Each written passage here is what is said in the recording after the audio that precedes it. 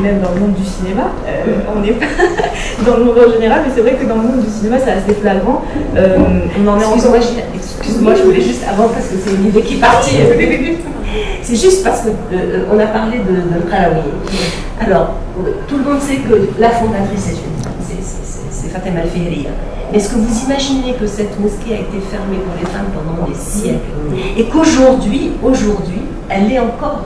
C'est-à-dire qu'on ne permet que vraiment à certains étudiantes, etc. Et que c'est une citadelle d'hommes. Mais c'est ça les contradictions aujourd'hui. Justement, il y a des contradictions même dans le milieu du cinéma. Aujourd'hui, on en a encore à une Patricia Arquette qui dit que son salaire n'est pas, voilà, enfin même à Hollywood, que la constitution des jurys aujourd'hui, c'est difficile pour trouver de la parité, de trouver des réalisatrices. Il y a souvent plus d'actrices que de réalisatrices. Il y a des métiers, par exemple chef opérateur ou des métiers comme ça de machinaux, de techniciens, c'est pas le fait de femmes. Et dans le monde entier, pourquoi? Et vous, est-ce que vous travaillez justement avec des femmes? Vos équipes sont constituées de femmes ou pas assez? Moi personnellement, quand je travaille, moi je m'en fous royalement de à quel genre tu appartiens, ou bien c'est celui qui va me convenir dans un poste. Donc si par exemple je trouve si j'ai besoin d'une ambiance particulière, par exemple en image, et que je trouve qu'il y a une réalisatrice qui fait ça, une chef-op qui fait ça dans le monde et tout ça, ben, je vais faire appel à elle. Moi je suis pas dans ça, mais je comprends qu'il y a beaucoup de choses, qu'il y a beaucoup de choses comme ça, parce que voilà, on va rentrer un peu dans la réalité du métier. Il y a beaucoup de harcèlement, il y a beaucoup d'objectivation de la femme, et il y a beaucoup de ça. Hein, le milieu du show business et le milieu du cinéma, c'est vraiment un milieu très dur pour une femme. Il n'y a pas, c'est vraiment rare, quoi. Il n'y a pas un réalisateur en fait qui va venir et qui va trouver une actrice sans qu'il y ait une idée derrière. Il n'y a pas, voilà, en fait, même une monteuse, on imagine en fait une monteuse avec un réalisateur dans une pièce en train de monter un film qui va durer 2 heures. Donc c'est 10 heures de travail et tout ça. Donc c'est vraiment des réalités qui sont donc, et c'est de ça dont souffrent les femmes. Parce que en fait, quand elles viennent, elles veulent venir pour faire leur film ou bien pour travailler, pour faire leur travail. Et elles se retrouvent toujours dans ce patriarcat qui est inconscient. C'est ça parce que si c'était conscient, on peut le combattre. Mais quand il est inconscient, c'est pourquoi cette femme, elle se prend pour qui, pour qu'elle vienne. Donc il sent que son espace est menacé. L'homme, en fait, il sent que son espace est menacé. Donc c'est ça le problème même quand elle a parlé de la religion, c'est la même chose pour le wahhabisme et tout ça. C'est l'homme, il sent que son espace est menacé. Dans le christianisme, pourquoi on a toujours travaillé sur le corps? Les reproductions, on a qu'à prendre les représentations en fait picturales depuis la Renaissance. La Vierge Marie, par exemple, comment elle est peinte, excusez-moi, mais par les maniéristes ou par ça, la Vierge Marie, elle est un objet de désir, parce que voilà, en fait, quand De Vinci, par exemple, ou Michel-Ange, il la prend, mais il veut la glorifier, il veut lui montrer quelque chose, il ne peut pas dans sa tête la concevoir comme elle est. Non, elle doit être quelque chose d'autre. Elle doit être ça, elle doit être ça. Mais ça, c'est un fantasme chez l'homme. Donc voilà, donc voilà, oui, le métier est très dur aujourd'hui pour les femmes parce que justement, c'est une question de domination de l'espace que l'homme ne veut pas laisser, ne veut pas ça, ne veut pas. Donc voilà, c'est pour ça en fait qu'il y a des métiers qui sont très rares, machiniste par exemple, qui va venir et qui va dire je suis mais t'as même pas de force. Ça peut se dire comme ça. Ça peut vraiment se dire comme ça, mais t'as même pas de force. Ah non, on n'est pas là en fait pour faire tes chichis et tout ça. Voilà, ramenez-moi quelqu'un de fort et on n'a pas de temps à perdre. Ça peut se passer comme ça. Donc voilà, c'est ça la réalité de... Est-ce que justement dans l'espace religieux, est-ce que votre combat à vous, c'est on doit être l'égal de l'homme, ou est-ce qu'on est juste supérieur, ou est-ce que on est même si on est considéré comme inférieur ou comme le sexe faible, est-ce que c'est la solution d'être l'égal de l'homme aujourd'hui, même dans les textes religieux? C'est pas une question de solution. Vous savez, les textes sont là et moi je dis que dans les textes, on ne va pas retrouver l'égalité telle qu'elle est reconnue aujourd'hui sur le plan universel. Hein, cette égalité de genre dont on parle, ce féminisme dont on parle. C'est pas ça qui est, c'est parce que on est dans l'anachronisme, ça fait 14 siècles, donc dans les textes on retrouve des orientations éthiques vers une justice égalitaire. Et moi, c'est quelque chose qui me plaît, parce que égalité et justice vont de pair. Donc là où il y a une injustice, on ne peut pas avoir égalité. Là, vous savez, les deux sont liés. Et donc je trouve qu'il y a une tension, il faut le reconnaître, une tension au niveau des textes par rapport à une majorité, par exemple 80% des textes qui sont dans cette orientation de l'éthique, de la justice et de l'égalité, qui était une révolution par rapport à l'époque, et une tension entre quelques passages qui restent quand même, qui répondent à un certain patriarcat. Parce qu'il n'y avait pas d'autre choix.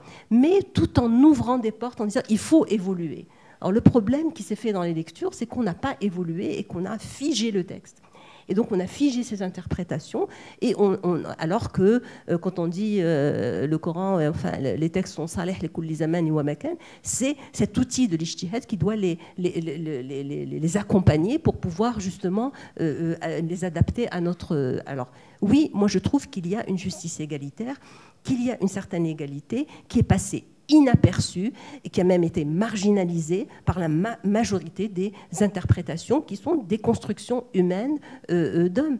Et aujourd'hui, je vais vous dire, il y a un livret blanc qui est sorti du Haut Conseil des oulémas du Maroc et qui reconnaît, et ça je trouve que c'est un exploit quand même, il reconnaît qu'on n'est plus dans l'éthique de l'islam, on est dans le taqlid, et dans le suivisme, dans le mimétisme, donc de ce qu'ont fait les autres, de ce qu'ils ont interprété selon leur contexte patriarcal, et qu'on les suit sans discernement. Donc, moi, je suis pour une justice égalitaire. Je trouve que les textes sont là pour nous orienter, pour nous ouvrir les portes, et qu'aujourd'hui, il n'y a pas d'incompatibilité avec l'égalité comme on la conçoit au niveau des égalités de droit.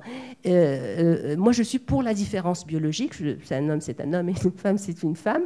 Bien sûr, et je trouve que c'est la beauté de la création aussi. Mais ce qui ressort aussi, et qui est très très important aussi dans le texte, c'est le fait que le message spirituel de l'islam donne de l'importance non pas à Dakar wal Unsa, c'est-à-dire à l'homme et à la femme, mais plutôt à ce concept de l'insan. Et donc c'est un concept qui transcende le genre. Et c'est ça où c'est beau, c'est ça où je trouve que cette égalité est très belle, parce que je suis avant tout un être humain, donc en tant que femme, ana insan. Mais là où j'ai des problèmes, c'est au niveau des réalités juridiques. C'est là où on me pose des problèmes, on me remet à ma situation de femme, normalement inférieure, voilà, donc qui a moins de droits, qui est discriminative, enfin qui est discriminatoire. Un concept très important pour l'égalité, et que les féministes, les courants féministes dans l'islam sont en train de travailler depuis une vingtaine d'années aujourd'hui, c'est celui du tawhid, c'est-à-dire de l'unicité de Dieu. Enfin, cette unicité, le fait de dire la ilaha illallah, c'est-à-dire on commence par une négation, c'est-à-dire qu'il n'y a pas de Dieu que Dieu, et donc on relativise tout. On relativise tout pouvoir. Tout pouvoir, même le pouvoir religieux doit être relativisé, le pouvoir économique, le pouvoir politique, tout ça doit être relativisé, parce qu'il n'y a que la seule chose qui est au-dessus de tout, c'est cette unicité, c'est ce Dieu. Et donc la hiérarchie ne peut pas exister, c'est-à-dire tous les êtres humains sont égaux devant cette verticalité. Et c'est ça ce qui est intéressant, c'est ça notre point de départ par rapport à cette relecture des textes. On part de là et on se dit que ces textes-là, ce créateur ne peut pas être injuste, et qu'on refusera l'injustice, et c'est ça notre combat. Tel est notre combat. On peut vous écouter pendant des heures, mais là on est un peu pris par le temps. Je sais qu'il y a des questions. Non, pas du tout. Au contraire, on aurait aimé avoir 3 heures avec vous. Mais je sais qu'il y a des questions dans la salle, et je veux pas créer de frustration. Des petites questions. Quelqu'un veut poser une question? Non? Est-ce qu'on peut continuer? Vous voulez voir le film? Je peux en poser une? Oui. C'est peut-être qu'ils veulent voir le film. Moi, j'avais une petite question. En fait, dans le film dans Une porte sur le ciel, et dans beaucoup de films marocains, beaucoup de cinéastes s'emparent du soufisme et de pratiques soufis, des lilas, etc., des trans. Et on peut se dire c'est logique, parce que le cinéma, c'est un espace de sensations, etc., et de corps et de mouvement. Et du coup, c'est peut-être ça dont ils ont envie de s'emparer quand ils ont envie de parler de spiritualité. Et voilà, je ne sais pas si vous avez un avis sur la question, pourquoi est-ce qu'il y a cette obsession de filmer des trans, des lilas, des mouvements, etc. Et voilà, ça reboucle un peu avec le thème du corps que vous avez évoqué tout à l'heure. C'est peut-être une question pour Wadia, parce que oui, une question de cinéma. filmer les lilas. Ben déjà, les cinéastes filment, c'est une société, filment tout un imaginaire. Donc, quand ils travaillent sur ce genre de choses, il y a ce besoin, de se connecter avec sa culture, de se connecter avec ça, Bon, après, il y a ceux, en fait, qui le font Bon, là, je vais commencer à avoir des problèmes avec des gens. Il y a ceux qui le font de manière sincère et ceux, ça, c'est partout dans le monde. Ceux qui le font, en fait, parce que... Par folklore ou par folklore, en fait, voilà, l'Occident accepte, en fait, voilà, telle sorte de film, telle sorte de ça, de cet exotisme, voilà. Donc, voilà, je vais chercher une histoire un peu qui va travailler sur ça, et voilà, je vais leur donner un peu de hadra, je vais leur donner un peu voilà, des corps, en fait, féminins des corps de féminins arabes qui vont commencer à se mettre en transe. C'est beau pour l'homme blanc, voilà, pour l'homme blanc, en fait, qui voit, en fait, ces gens-là, voilà. Donc ça a toujours été comme ça, depuis les photographies, depuis Delacroix qui a commencé à faire ça, et puis les gens, ils ont commencé à reprendre ça, voilà. Donc voilà, ça dépend. Il y a ceux qui le font de manière sincère.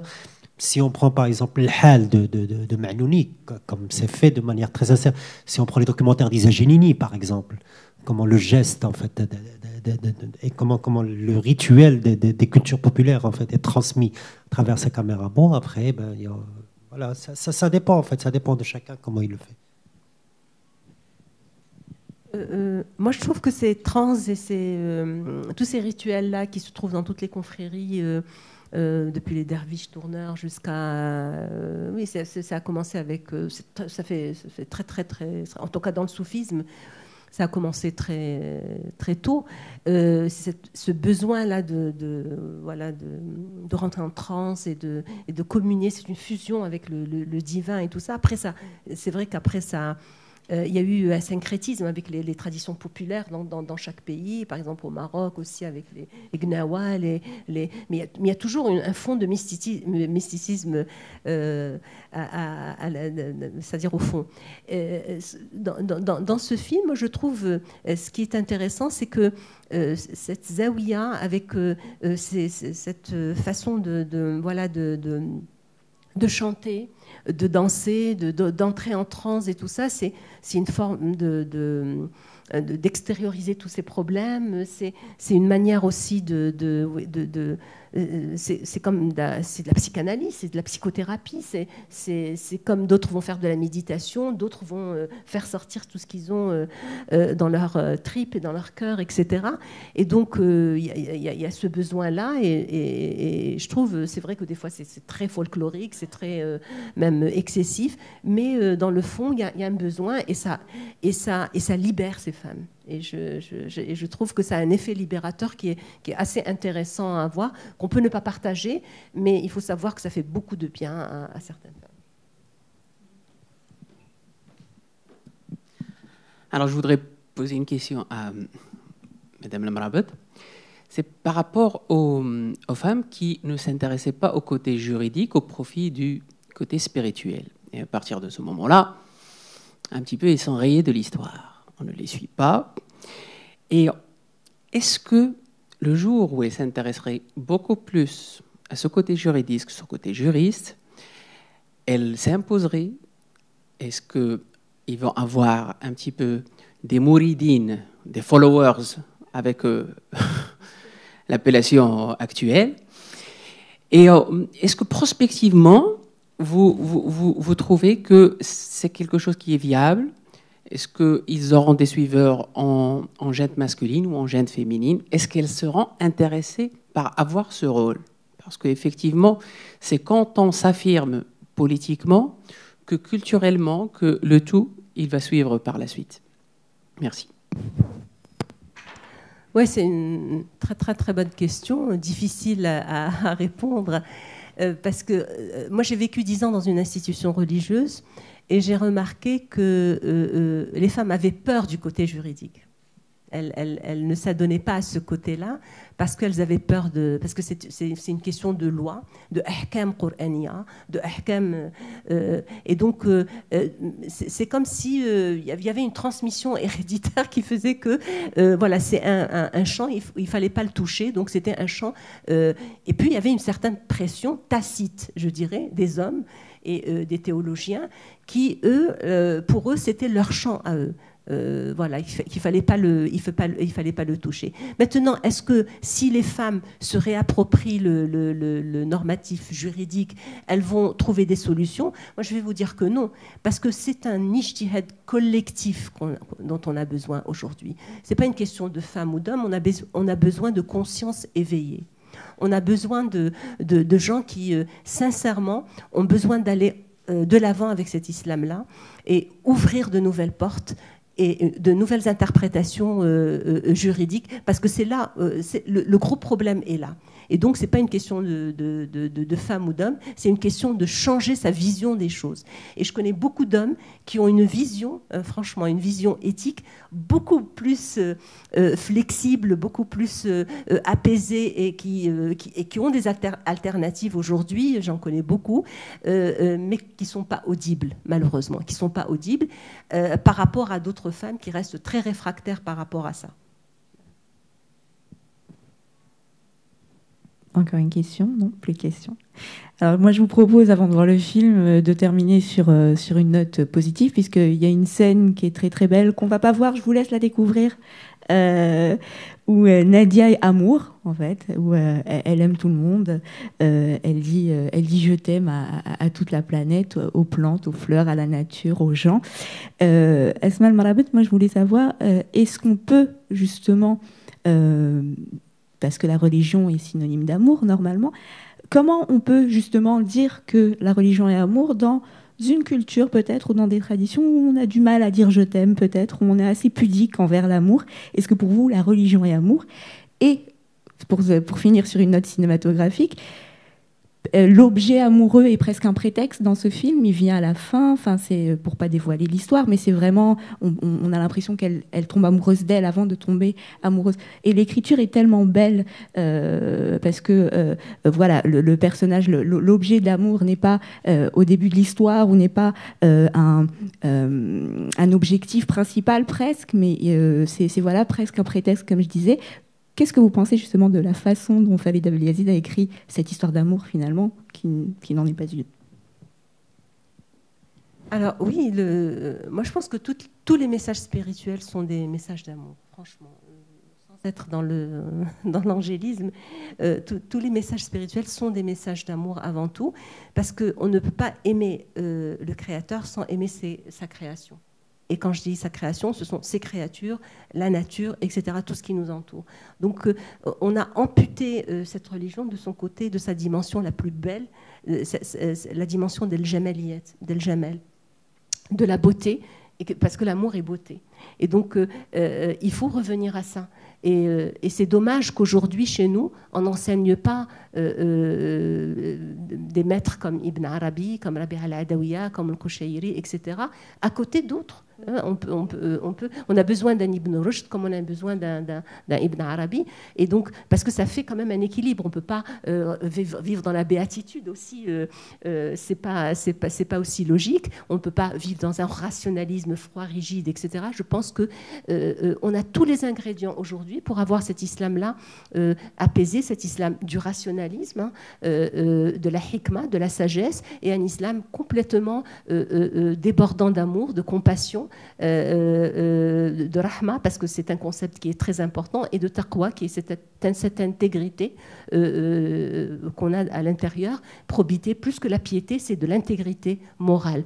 Et je terminerai par ce verset qui est très beau. Nous qui parlons tout à l'heure, on a parlé du corps des femmes, etc., et du libès. Et justement, le vêtement est très accessoire. En fait, c'est un accessoire dans le Coran, il n'en parle pas. Et dans un verset, il dit que le plus important des vêtements, c'est celui de l'intériorité. Donc c'est ça. Et donc quand on revient à l'intériorité, on revient à l'amour, on revient à la compassion, c'est-à-dire à l'ihsan, à la bienveillance. Et je crois que c'est cet islam-là dont on a besoin aujourd'hui tous.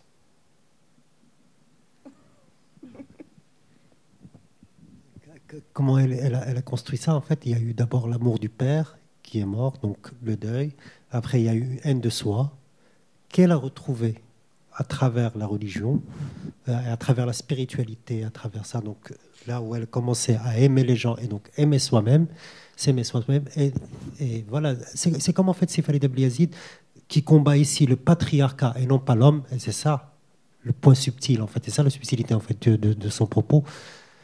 C'est voilà, quand on s'aime, on peut aimer les autres. C'est très simple et c'est magnifiquement écrit et c'est révélé au moment vraiment où ça devait être révélé en fait dans le scénario. Voilà. Alors aimons-nous et aimons-nous les uns les autres surtout. Merci beaucoup, merci à l'Institut français, merci à Flamine, merci à Esma Al-Mrabet, merci à Wadi Acharad, merci Yasmina Tamer, merci à tout le monde, merci à ce beau public, merci à Farid Abliazid surtout, et puis bon film, profitez. Je pense que vous allez le voir d'un autre œil. Voilà.